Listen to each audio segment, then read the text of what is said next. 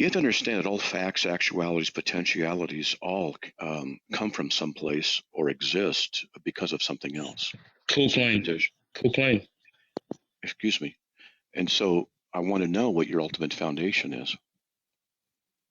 Well, you can keep asking the same question. I'm going to keep asking you, why should I believe that there has to be an ultimate foundation?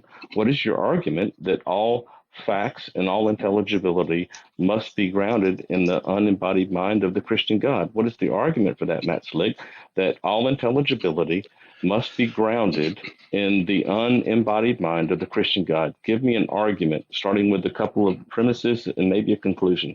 Okay. You need to calm down a little because you're trying to get aggressive here. I'm cross-examining you. And then what you try and do is what the atheists do. I want a premise. I want it this way, very specific. I'm not playing the game. I'm asking you about your position, and I'm putting the fire up on you, and you're not liking it. I'm putting the fire on you, and you're not liking this. What's happening? Excuse me. I can answer your questions, but I'm not going to take the bait. I'm asking you. Then please do. If all facts and intelligibility must be grounded, because if you don't have a grounding, then they're arbitrary. If they're arbitrary, they're meaningless.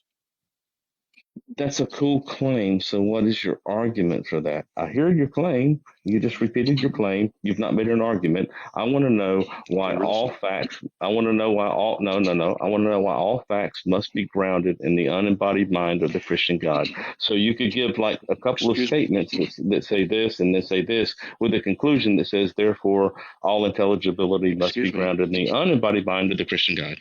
Okay. So we're still working on your position.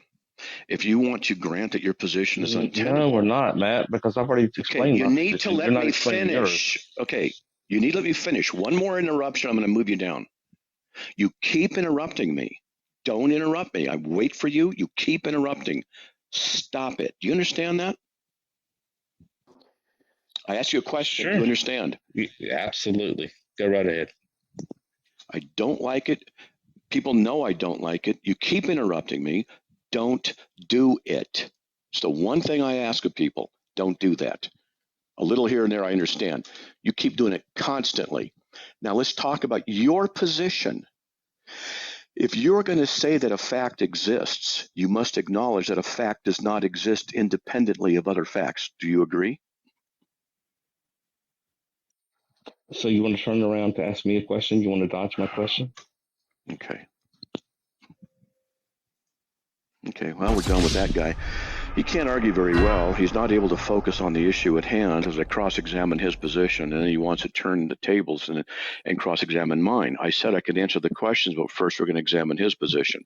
I then start doing that, and then he starts to go back to it again. So, it's just a bad discussion. He's not able to hold a intelligent conversation point by point to go on. It's just ridiculous. I know Jeff has interacted with you before, hasn't he, Matt? Yes, he knows what to do, and that is to not focus on his position, but try and shift the burden to somebody else. Right.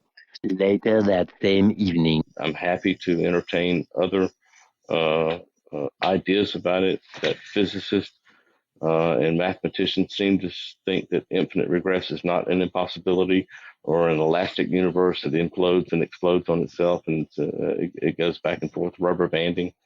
And so I just simply don't know, and I'm not worried that there has to be something ultimate. Whatever that is, it's certainly not the Christian God. So you can't establish the belief that you have that there's even a single event that occurs without a cause. I asked you that specifically because your premises are based on this. If you can't establish that, you cannot demonstrate that that position is true, then we have to negate it as a possibility right now. Okay, so even if you use the Kalam and say there is a cause, how do you get to the Christian God as an unembodied mind as the reason for all intelligibility, that without the Christian God, how do you get there, even if we grant the Kalam? So one thing at a time, we're working from your perspective first. So since you're not able to establish that there's even... Well, that's a little disingenuous, isn't it, Matt, to just like put me on the spot of defending my worldview when you're not willing to defend yours, when I ask you very good specific questions about the Kalam And how do you get to the specific God of the Bible that you claim is an unembodied mind that all intelligibility seems to be grounded in? And I've asked this question several times, and you've not even once even tried to attempt to answer the question, and you keep asking me questions. So that's why I got frustrated a while ago, because this is a great tactic. You're very good at this, Matt. I understand that. But I am putting your feet to the fire now, and I'm asking you to defend your argument and your contention that all facts must be grounded in the unembodied mind of the Christian God. Can you do that? So I asked you not to interrupt me, and you did it again. So you don't have an argument. I understand. Okay, here I said, I've asked you before not to interrupt, and then I was explaining something, and you jumped in, you interrupted, and then you went on the attack. Now I'm going to help you out. If you only have two possibilities, a true dichotomy, God and not God, and one of them is negated, the other is automatically verified. It's called a disjunctive syllogism. If you can demonstrate that your position can't provide intelligibility, then your position is falsified. The other position is verified by the impossibility of the contrary. So I'm killing two birds with one stone. You see? So Simple. can you be agnostic to a disjunctive syllogism? If you want to, you can do whatever you want. But if you're going to be logical, that'd be a different thing.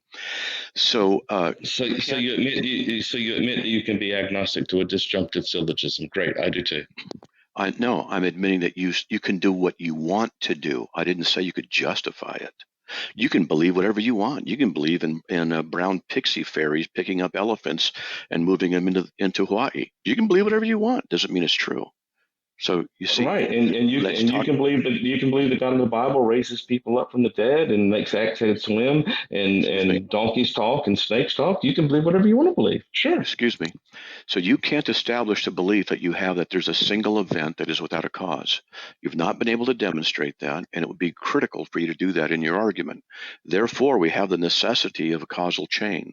Since facts exist, like a rock exists because of that which brought it into existence, what brought that into existence, and we go back in regression.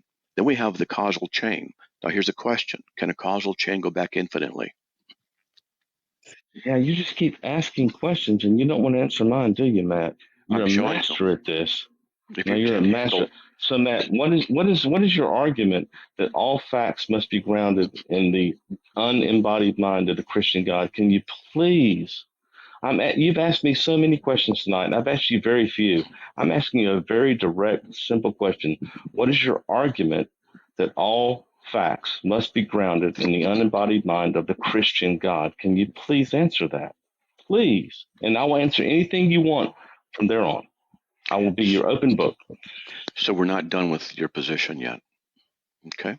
We do one thing at a time. We tackle your position. Of course not. Yeah, I'm done with this too, because you're a coward and you're just running away from your argument. This is ridiculous.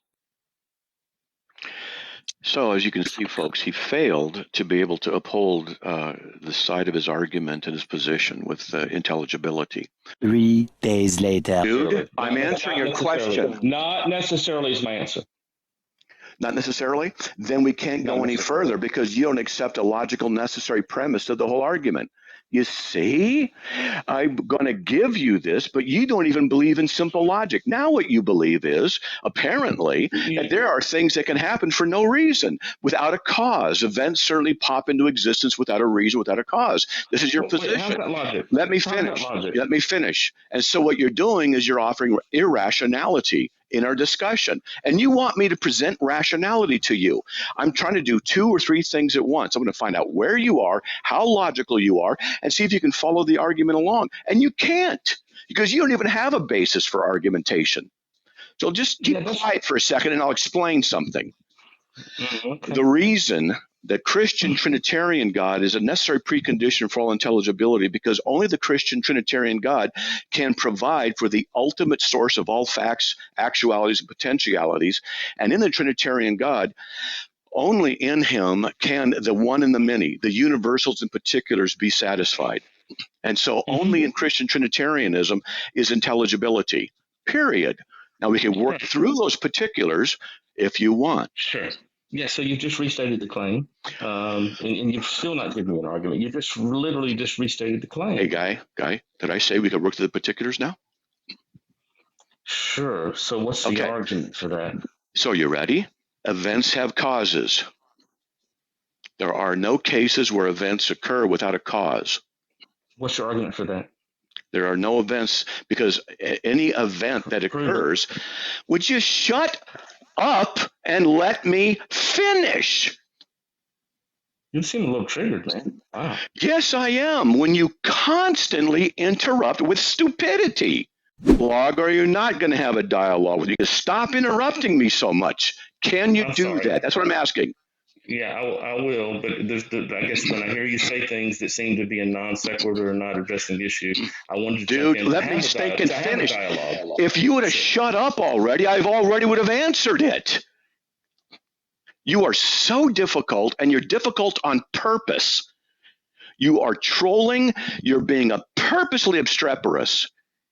I was explaining it, and you jump right in. Let me finish my explanation. And stop complaining. Man. If you're going to tell me there's an event that occurs for no reason, then you're adopting irrationality. That's not my position. Events occur for a reason. An event cannot bring itself into existence, or some object cannot bring itself into existence, because in order to do that, it would have to have the ability to perform an action. To perform an action means it has to have properties. Properties emanate out of an essence, and if there are no essence, then there can be no action performed. Something cannot bring itself into existence. So you only have two options. One is it brings itself into existence, or something else brings it into existence. Then it has to be that the other option is that it's caused to be. Got that?